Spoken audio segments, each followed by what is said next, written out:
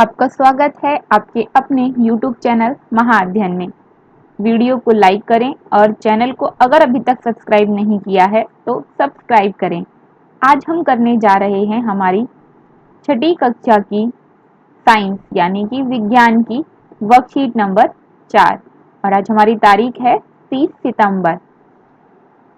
बच्चों, हम अपनी पिछली वर्कशीट में भोजन के पोषक तत्वों या भोजन के घटकों के बारे में पढ़ रहे थे और उन्हीं में से एक है प्रोटीन।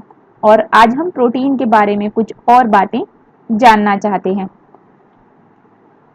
हमने पिछले कार्यपत्रक में कार्बोहाइड्रेट और उसके परीक्षण के बारे में पढ़ा था। अब इस कार्यपत्रक में प्रोटीन के बारे में जानेंगे।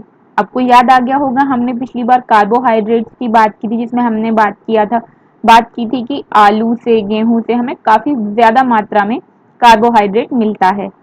तो चलिए आगे बढ़ते हैं। जैसा कि आप पहले से ही जानते हैं, प्रोटीन शरीर की वृद्धि, शरीर की टूट-फूट की मरम्मत के लिए आवश्यक पोषक तत्व है। देखिए यहाँ पर क्या लिखा है, शरीर की वृद्धि और शरीर की टूट-फूट। तो शरीर की वृद्धि का मतलब तो आपको पता ही है, हमारे शरीर में जिस उम्र में आप हैं बहुत अच्छी खासी वृद्धि होती है, यानी कि हम कहें हमारी लंबाई भी बढ़ती है और दूसरे तरीके की भी शारीरिक ग्रोथ होती हैं, शरीर की वृद्धि होती हैं। कुछ जो हमें सामने से दिखाई दे रही होती हैं और कुछ जो शरीर के अंदर हो रही होती हैं, हमें उसके बारे में सीधे स्तर पर पता नहीं भी चलता है। अब बात करते हैं शरीर की टूट-फूट का क्या मतलब है। तो जब हम खेलते हैं, चलते हैं, गिरते हैं, ऐसी बहुत सारी स्थितियों में हमारे शरीर के अंदर जो सेल्स होते हैं, कोशिकाएं होती हैं, वो टूटती फूटती रहती हैं और उनकी मरम्मत के लिए हमें प्रोटीन की आवश्यकता होती है। तो आइए आगे देखते हैं, क्या आपको कुछ खाद्य पदार्थों के नाम याद हैं जिनमें प्रोटीन होता है। देखिए यहाँ पर हमें कहा गया है कि नीचे दिखाए गए चित्रों से प्रोटीन के स्रोतों की पहचान करने की कोशिश करें। जो खाद्य पदार्थ प्रोटीन के स्रोत हैं, उनके चित्र पर सही का निशान लगाएं। देखिए, अगर हम नीचे दिखाए गए चित्रों की बात करें तो वो हैं ये,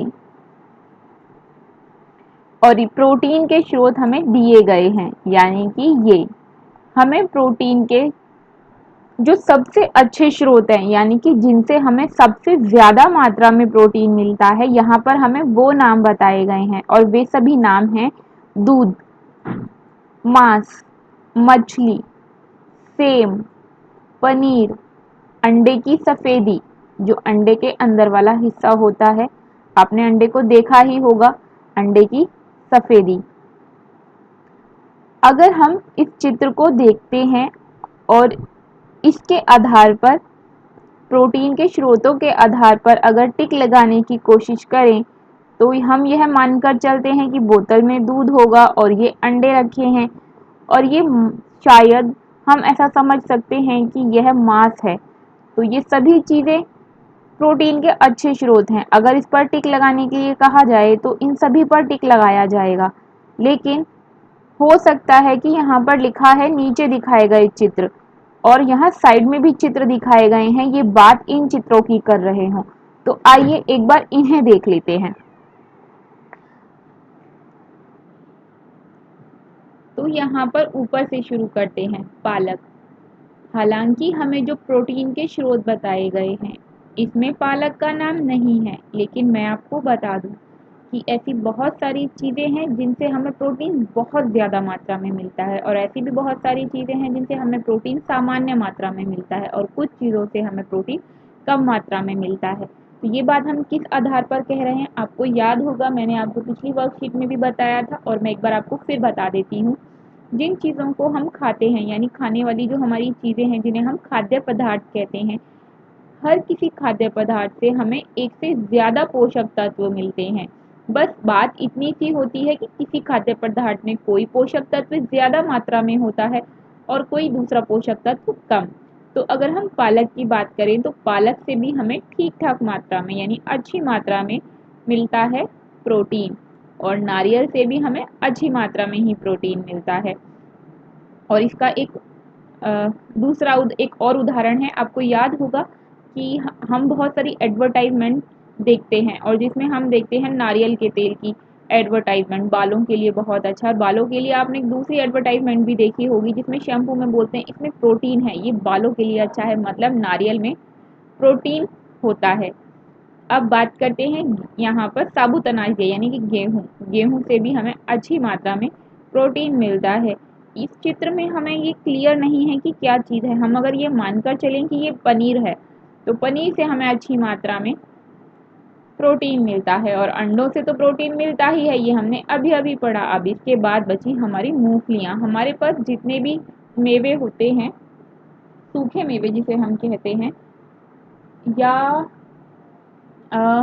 दलहन हमारी जो होती हैं, इस तरह की चीज़ों में हमें प्रोटीन अच्छी मात्रा में मिलता है।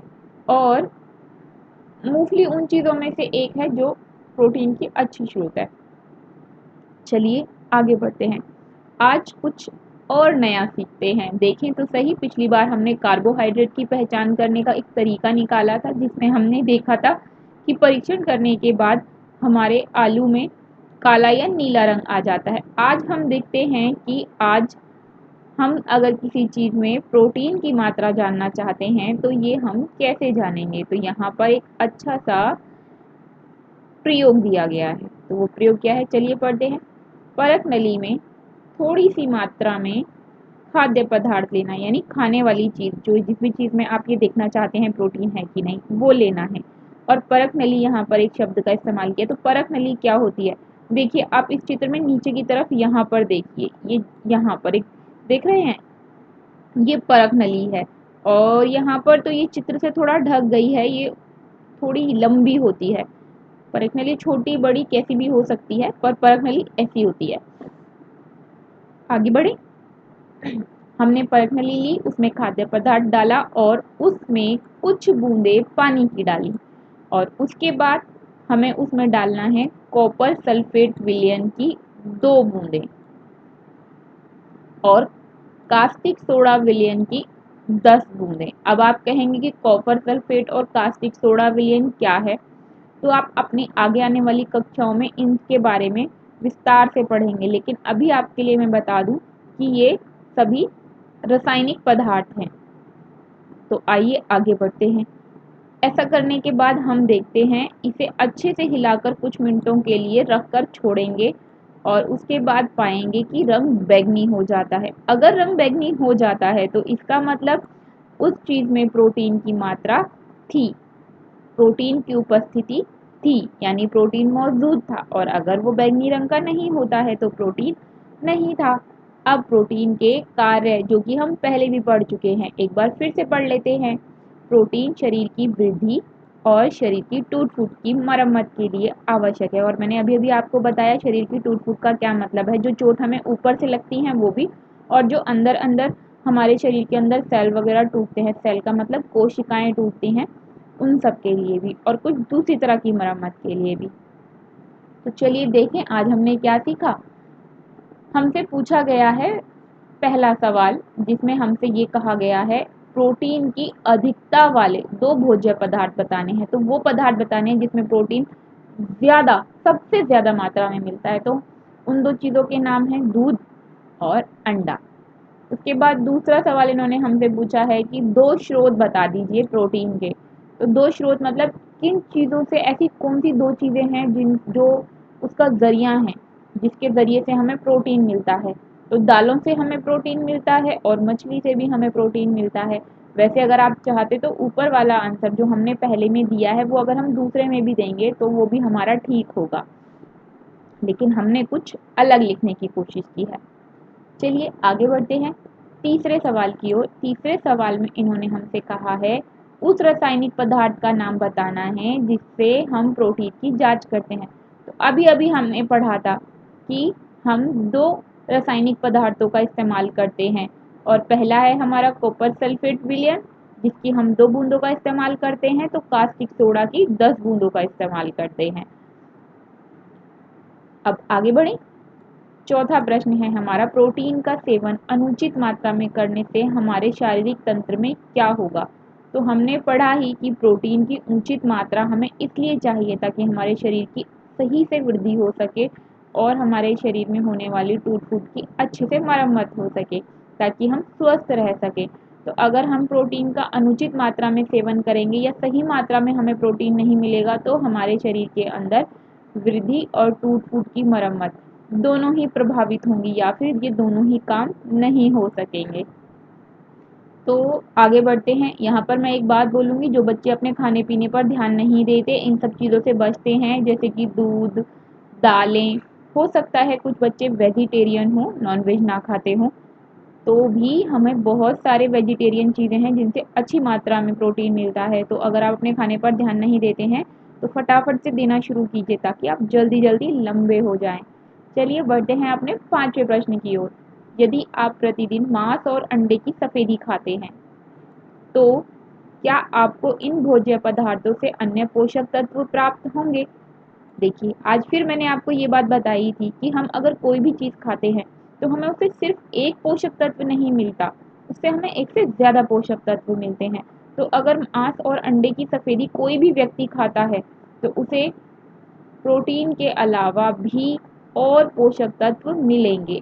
मैं आपके लिए एक उदाहरण भी यहाँ पर लेकर आई हूँ। वैसे आप इसका आंसर अगर इतना लिखेंगे कि हाँ, हमें मांस और अंडे की सफेदी खाने से प्रोटीन के अलावा अन्य पोषक तत्व भी प्राप्त हो सकेंगे तो उत्तर ठीक हो जाएगा। लेकिन अगर यही प्रश्न आपसे ज़्यादा नंबर में 2 या 3 नंबर में पूछ लिया जाए तो मैं आपके लिए लेकर आई हूँ एक उदाहरण। यहाँ पे मांस और अंडे दोनों चीज़ों की बात की है, तो मैंने यहाँ पर आपके लिए अंडे के बारे में बताया है कि मैं आपको ये उदाहरण इसलिए भी दे रही हूँ ताकि आपको ये समझ में आ जाए। देखिए, मांस और अंडे से हमें प्रोटीन के अलावा चीज़ें मिलती हैं, जैसे अंडे से हमें selenium, vitamin D, vitamin B6, vitamin B12 के साथ, मतलब इतने ये तो मिलते ही मिलते हैं। इसके अलावा हमें कुछ अन्य खनिज तत्व जैसे जिंक, आयरन, कॉपर, ये सब भी मिलते हैं। कॉपर का समृद्ध स्रोत है। बच्चों, ये स्रोत में यहाँ पे त्र आएगा, ना की जगह पे त्रिशूल लगा लेना। त्रिशूल मतलब ऐसे, ये तो गलत लिखा गया है यहाँ पे, जो कि नहीं लिखा जाना चाहिए था। ऐसे ये त्रो, ना की जगह पर त्रो आएगा। ये पीछे त और ये आगे स, आधा स। ये मैं लिख देती हूँ आपके लिए ताकि आप गड़बड़ ना करें। ये लिखना है इसकी जगह पे, ये वाला शब्द यहाँ पे ना गड़बड़ हो गया है, गलत हो गया है, थोड़ा सा टाइपिंग मिस्टेक हो गई। चलिए आगे बढ़ते हैं। तो हमें क्या क्या मिलता है, selenium, vitamin D, B6, B12, इसके अलावा जिंक, आयरन, कॉपर, ये सब मिलता ही है और हमें बहुत सारी मात्रा में कैलोरी और वसा भी मिलती है। मैं उम्मीद करती हूँ ये वीडियो आपको समझ में भी आई होगी और पसंद भी आई होगी। तो चलिए फटाफट से वीडियो को लाइक कर दीजिए, और अगर आप चाहते हैं ऐसी ही सुंदर सुंदर वीडियो या फिर आपको ऐसी समझ में आने वाली वीडियो मिलती रहें, तो अगर आपने चैनल को सब्सक्राइब नहीं किया है तो सब्सक्राइब कर दें। आपके वीडियो के नीचे अगर सब्सक्राइब का निशान रेड कलर में है तो उसे क्लिक करते ही उसका रंग बदल जाएगा, मतलब चैनल सब्सक्राइब हो जाएगा, और बेल आइकन को दबाने पर आपको हमारी वीडियो डलते ही नोटिफिकेशन आ जाएगा। तो वीडियो को देखने के लिए थैंक यू।